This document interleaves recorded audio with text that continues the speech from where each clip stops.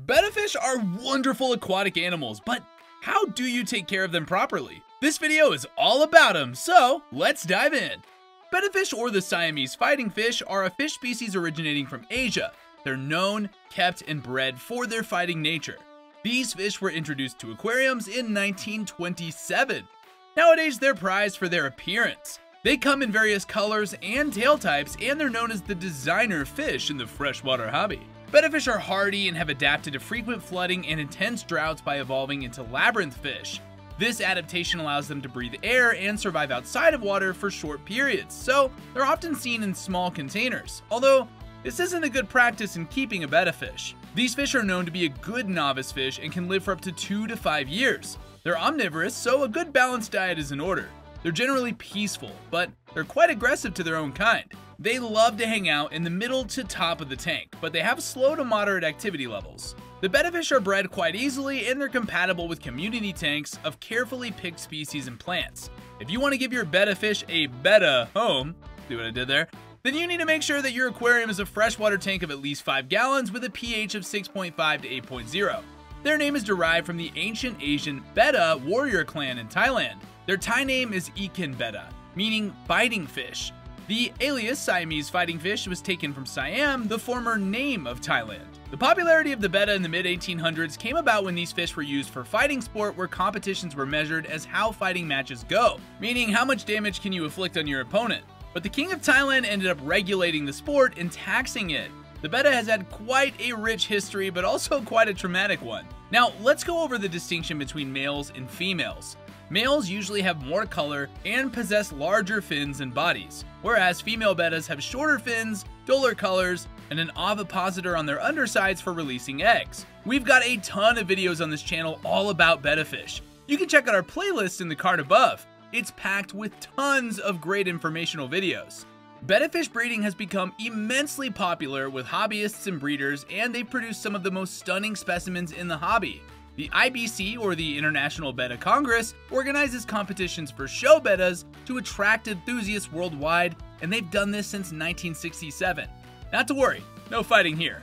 The betta community is quite big, and this offers an opportunity to admire unique and high-quality fish. If you'd like to be a part of a group of like-minded and betta-passionate individuals, I'd definitely recommend the IBC. They provide benefits such as membership forums and magazines, and they're dedicated to educating and promoting care for bettas globally. You can visit their website at ibcbettas.org.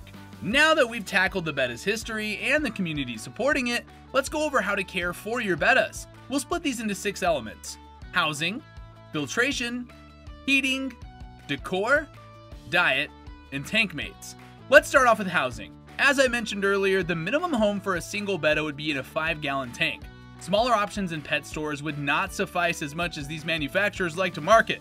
Use dividers if you decide to get 2 or more male bettas, and upgrade to a larger tank like a 10-gallon tank for multiples with dividers. We do have a video on how to keep multiple bettas, which I can leave in the card up top. It's more of an advanced subject though.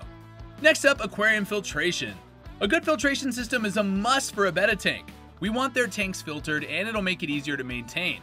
If you can't afford one, you're gonna need to change your water every 2 to 3 days. It's tiresome, but necessary. A filter can aid in the nitrogen cycle by reducing frequent water changes. For smaller tanks, Penplex Power Filter or AquaClear is recommended due to their adjustability. However, when using a power filter, you have to be vigilant and careful not to put your betta fish in a dangerous situation, like, getting sucked in or injured. To prevent this, you can place a sponge over the filter intake and adjust the flow to create a calmer environment for your betta. Another option is to go for a low flow canister like the Aquail Multicani. Next, let's talk about tap water. A common misconception is that betta fish are hardy and can thrive in any water condition because they're a type of labyrinth fish. Tap water must be treated with a quality water conditioner like Seachem Prime to remove any chlorine or harmful chemicals, minerals, ammonia, and nitrite. It's a big no-no to house a betta in untreated tap water. It's imperative to dechlorinate it for the safety of your fish, as you should with all your other fish species. To actually make a story about it, the original blog post that created this video was started because a friend of mine accidentally changed their betta's water without treating it, and guess what? That killed the fish. So, this is my warning to all my viewers here. Don't change your water unless you treat it. Your betta will thank you. Next, water temperature or tank heating. Bettas are often sold in bowls or small tanks, and since they're tropical fish, they require warm water to thrive. The ideal temperature ranges from 75 to 82 degrees Fahrenheit, with 78 degrees being the most optimal. Eheim or Cobalt Neotherms are brands I'd recommend for their accuracy, reliability, and compatibility with Betta tanks. A good backup digital thermometer is also advisable for fail-safe purposes and for precise temperature regulation. If you can invest in an aquarium heater controller, it'll make your life so much easier, and the Bettas too. Next, let's talk about tank decorations. Betta tank decor consists of plants and hardscapes such as rocks and branches. Opt for silk plants like the Marina Naturals plant as a safe option, as plastic plants can have sharp edges that can cut through the sensitive Betta fins. Hardscape decor should be soft or rounded to prevent injuries, and don't go for porous rocks or ones with small holes, as Bettas can get stuck in them. Larger hold rocks are preferable, and you can try coconut shell decorations sold in pet stores. Just make sure there's enough open space at the surface for your male Betta to make their bubble nest. Alright, let's go on to talk about diet. Feed them right. It's time to eat. Diet is, as always, important, especially for Bettas. As an insectivore, this fish prefers insect-based frozen, freeze-dried, pellet, and flake food in that particular order. Frozen foods like bloodworms, blackworms, and daphnia are nutrient-rich, and they're best sourced locally to cut down shipping costs. Freeze-dried food options such as bloodworms or blackworms are convenient, and they can be supplemented with products like Vitachem for added nutrients. Brine shrimp have low nutritional value, so it's best to steer away from those. Pellet options would be Northfin's Betta Bits food or Fluval Bug Bites as a top choice, but remember to pre-soak them for easier digestion. I usually avoid flake food due to its inconsistent quality and difficulty in soaking with vitamins, though a preferred brand would be ones with prebiotics like Cobalt Aquatics Tropical Fish Color formula. Live food offers beneficial bacterial cultures that enhance Betta fish health, but they also come with the risk of disease and poor quality. A good choice would be blackworms, earthworms, or microworms, but please ensure that they're locally sourced or cultured at home. This, however, is not recommended for beginners, as it may add extra work and diligence in cultivating it. Another thing you can do in a planted tank setup is to introduce microfauna. Microfauna offer a live food source for your Bettas similar to copepods or saltwater fish. You can source microfauna from YouTubers like Philip Fishworks' Bag of Bugs. Lastly here, let's talk about tank mates. Not every Betta is suitable for community tanks, especially ones that are smaller than 10 gallons. Planted tanks help minimize aggression in mixed setups, and some recommended tank mates here are snails, medium-sized shrimp, Corydoras catfish, plecos, schooling fish. Snails are their best initial test, followed by freshwater shrimp like bamboo shrimp. Bottom dwellers like Corydoras and plecos usually coexist peacefully, and schoolish fish like tetras and rasboras are riskier due to their activity level and potentially stressing out your Betta. As we mentioned earlier, Bettas are aggressive towards their own species, and they can actually fight to the death even if it's a female Betta. Though an all-female Betta tank is a good school.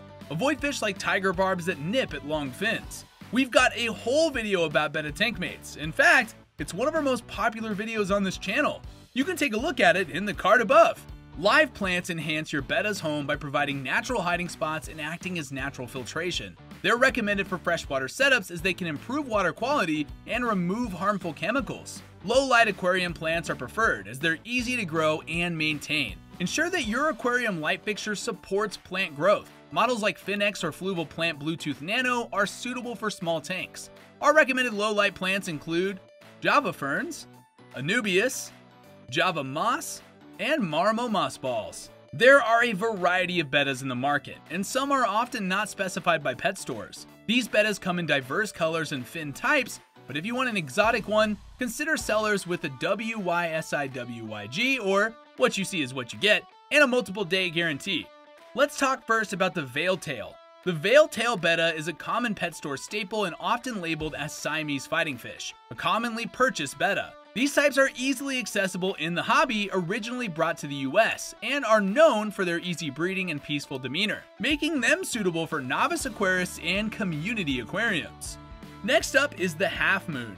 The half moon Betta is bred in captivity, and its namesake came from the Betta's tail shape, as it resembles a half moon due to its 180-degree spread. These fish are stunning, but they're pretty difficult to breed. They're becoming popular due to their exotic appearance, and thus the demand sprung its accessibility among breeders and sellers. Let's get rosy with the rose tail. This betta is a variant of the half moon. The only difference in this fish is that apart from the moon-like tail shape, it's got a ruffled tail end, creating a majestic appearance. These are also hard to breed as their unique look requires a genetic mutation. Despite their stunning appearance, they're not as resilient as the other betta species. Next, we're going to talk about placats. These short-fin variants of the traditional betta are considered their ancestors due to their resemblance to their wild counterparts. They're more active and thrive in larger tanks compared to the fancier varieties. Half-moon placats are available from breeders and are hardier and more energetic due to their wildlike nature. Opting for a fancy placat offers a balance between resilience and aesthetic. Koi bettas are another popular placat variety. Next up, the elephant ear. Their namesake comes from their pectoral fins that resemble elephant ears. These fish are also as exotic as they are visually stunning. Captive bred ones are more vibrant than their wild-caught counterparts, and this fish is also another aggressive betta, so they can be housed alone. They slow down as they age, so a calm tank would be suitable for this fish. Lastly, the crown tail.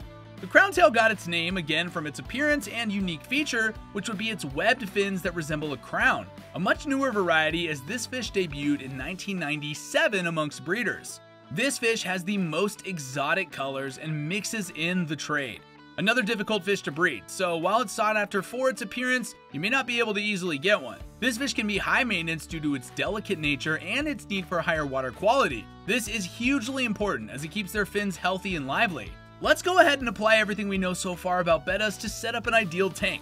For this build, I recommend a Fluval Spec 5, an all-in-one tank with a 5-gallon capacity, as this hits the mark in terms of filtration and lighting needs. The stock lighting can support low-light aquarium plants, making it suitable for our betta. You can choose any aquarium substrate. Java fern and Java moss are the best options as they thrive without an active substrate. Here's the sample setup. For our tank, we've got the Fluval Spec 5, Fluval Spec 5 in-house light. The aquarium filter is the Fluval Spec 5 Filtration. Our heater is a Cobalt Neotherm or Fluval M series. For our hardscape, we've got a coconut shell or Fluval Driftwood. For plants, we're looking at Java fern, Java moss, or micro swords and crypts that also work. And our substrate, we're going to use Active Betta Gems Live Gravel. Add a single male betta once the tank is cycled. Consider adding driftwood for an aquascape too, ensuring that it's smooth by sanding rough spots down. You can attach moss or ferns using thread or super glue for added aesthetics. Put a sponge on the intake to protect your betta, and get a spray bar accessory that you can find online for the Spec 5 to lower the flow. Now, in order for you to maintain optimum water conditions, a weekly water change of 15 to 20% is in order and recommended. Adjust based on water parameters here. Always test your water on a weekly basis using a quality kit and use a water conditioner for tap water. Some tanks may require bi-monthly or monthly changes based on filtration efficiency. Monitor ammonia, nitrite, and nitrate levels. Aim for 0 ammonia and nitrite and nitrates below 40. Bettas tolerate neutral to soft water with a pH around 7, but having slight acidity is also acceptable if accommodated. Aim for a pH as close to 7 as much as possible. For your reference, you may check this checklist guideline to keep your betta happy and healthy. Daily, we're going to check the water temperature, ensuring it's 76 to 81 degrees Fahrenheit. We're going to observe the fish and check for signs of ill health, check equipment to see if it's working, heaters, filtration system, pumps, all that. Feed your fish, and check water levels to see if topping it off is needed. Now for weekly, we're going to change 25 to 50% water in the tank, siphon out any uneaten food and water, test water parameters, check plant health and prune the overgrowth, and clean off algae from the glass. And finally, monthly, we're going to replace filter media or the filter cartridge, mechanical and chemical, wash media in aquarium water if reusable, and clean your rocks, decor, and or driftwood. For all our bookworm aquarists out there, I'd recommend the Betta Bible as the ultimate resource for betta keeping. Though it's pricey, it's highly valuable. This book is written by Dr. Brahma, and it offers expert-level information on genetics, breeding, and betta history, accompanied by over 150 detailed pictures. The writing style is super accessible, making it a must-have in the hobby.